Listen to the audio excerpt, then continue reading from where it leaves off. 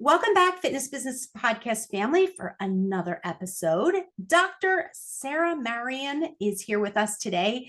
She is the Director of Syndicated Research at Murphy Research.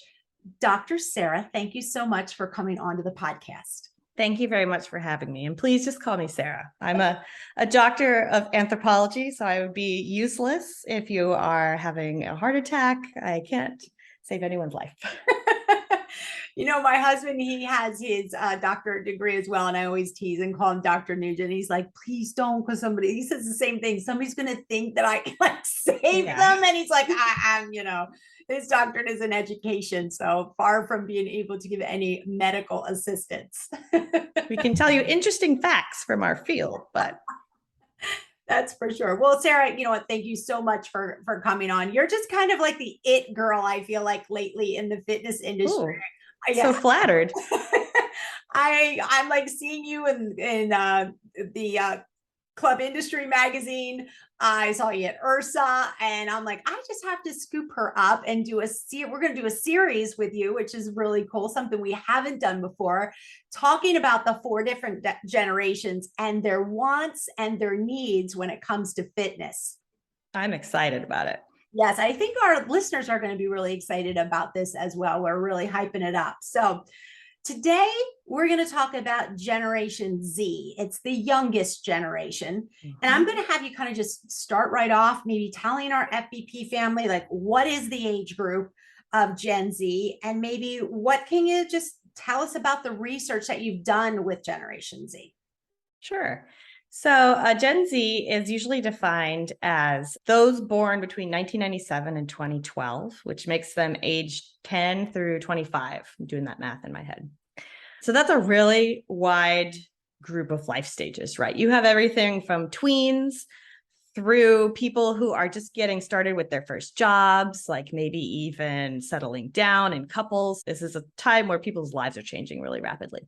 I run a large health and wellness tracker. It's the largest and most comprehensive health and wellness tracker that we know of. And we cover ages 13 and up. So for me, Gen Z is 13 through 25.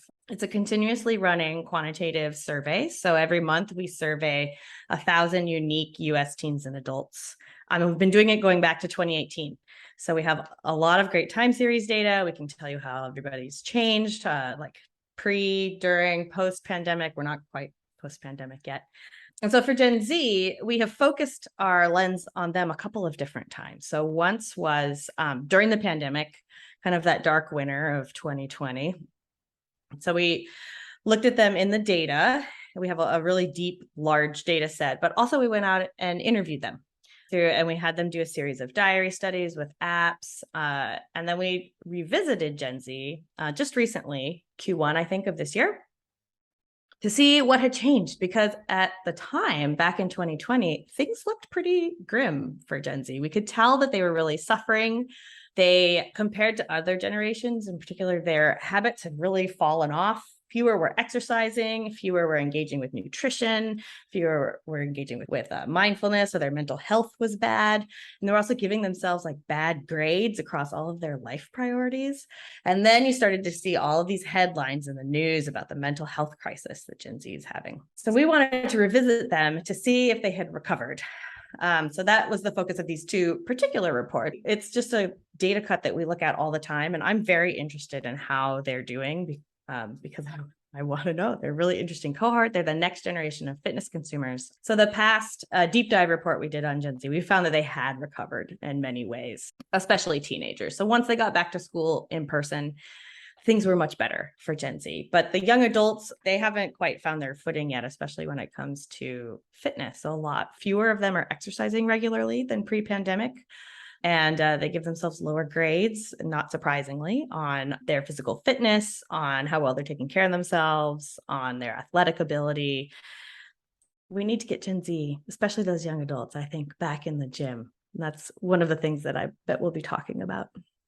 All right. Well, fantastic. I have 2 Gen Zers. So okay. I find this really interesting. I have the 21-year-old and the 23-year-old.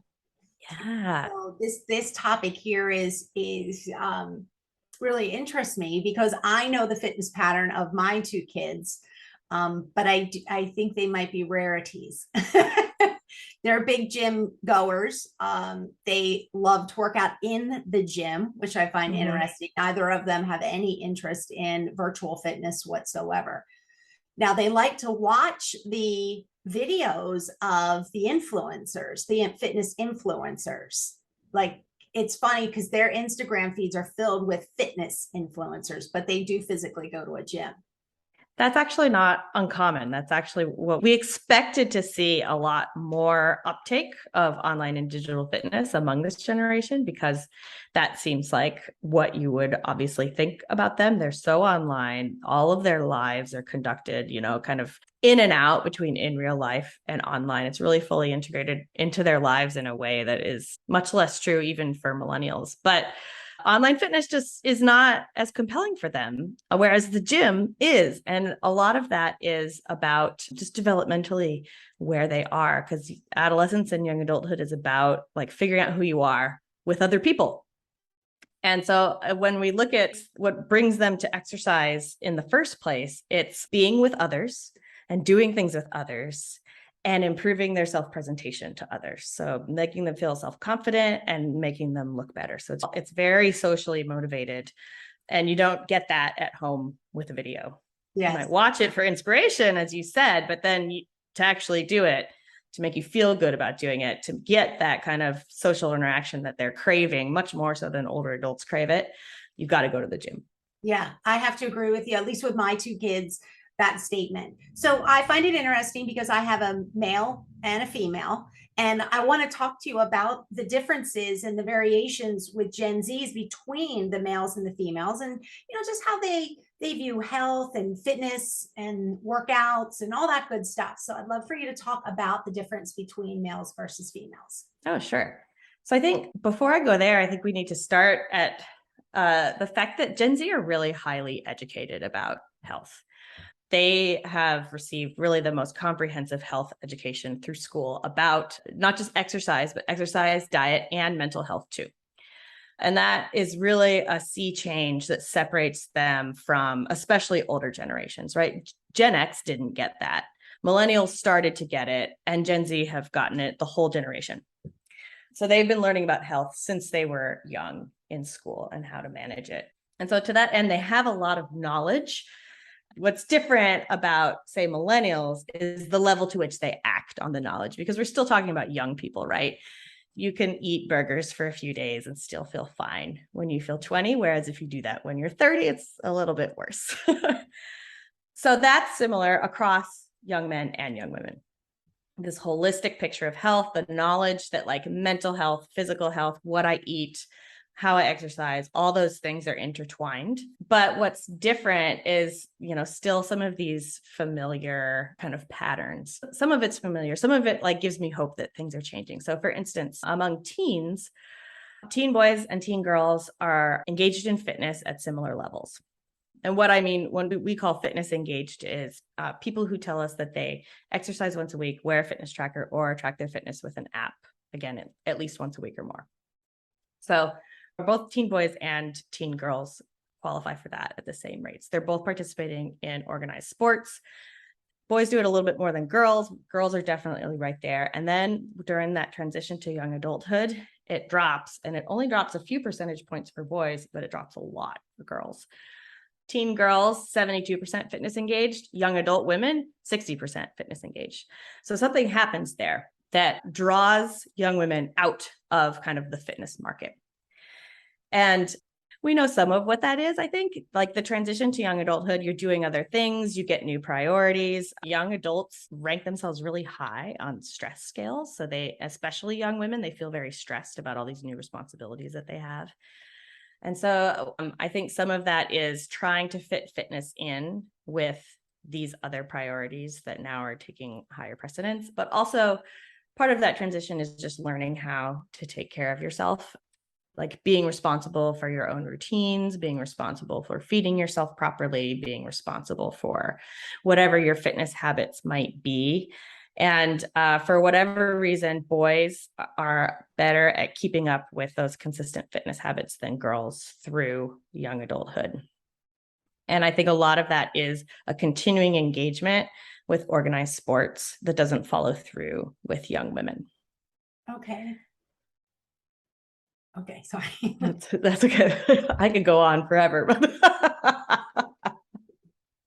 So I did mention that I have there's some things in there that give me hope. So we see the decreasing engagement with fitness is a pattern that then continues through the rest of across age cohorts, starting with young adulthood, right? Where men are more engaged in fitness than women are. The younger you get, the more likely young men are to be engaged with nutrition at the same level as young women, which is different from older groups also.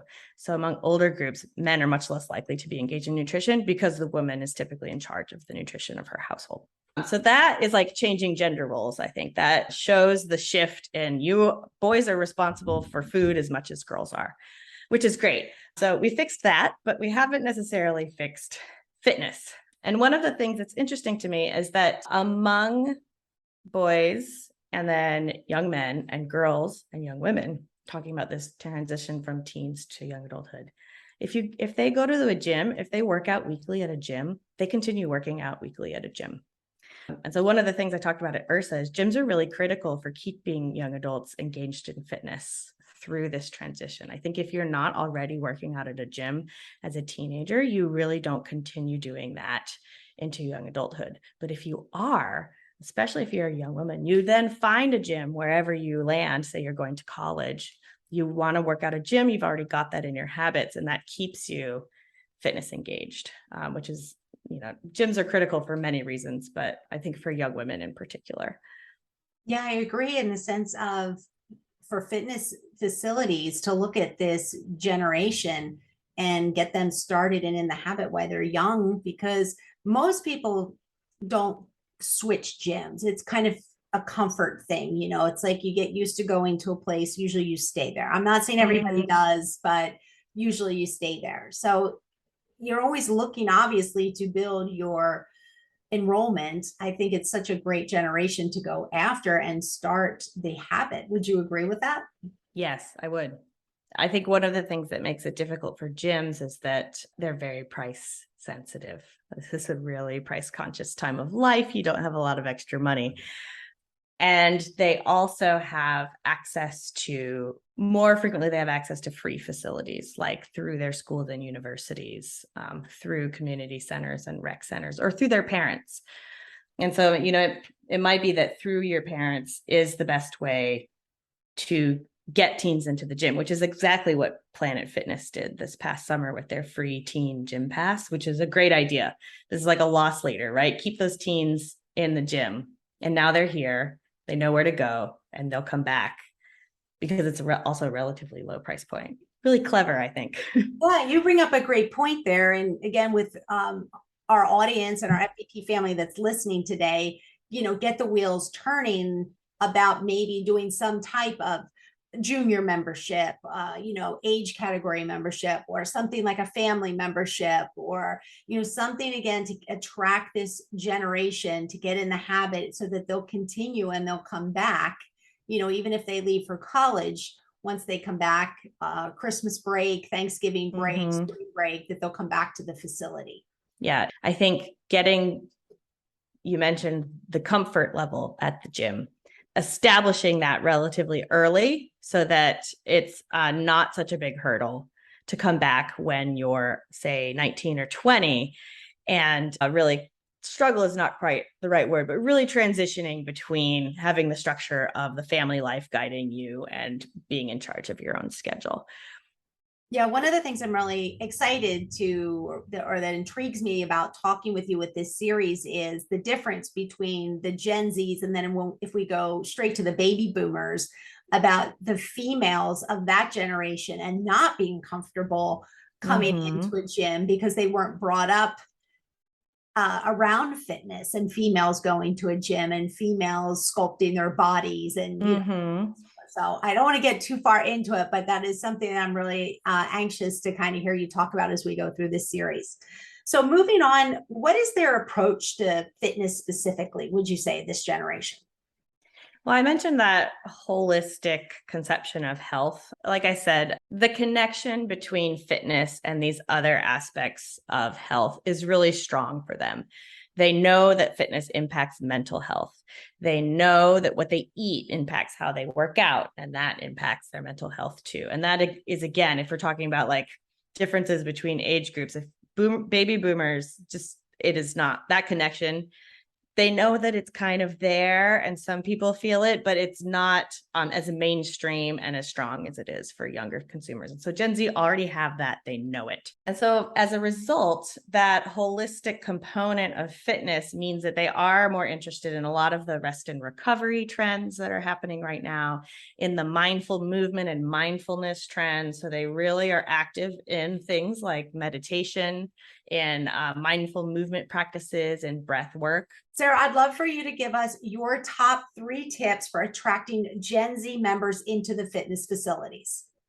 So I think number 1 is to use their interest in holistic health to attract a broader Gen Z audience of people who are already there, but also that you can get more teens and young adults who are maybe not members of the gym, but interested in a lot of these activities. And I'm talking about things like meditation, like mindful movement, like yoga for mindfulness, breathwork classes. Gen Z are really active in these things already. They're fitness adjacent, but they touch a broader audience. So you can use that to get new members and also get more out of the Gen Z members you might already have.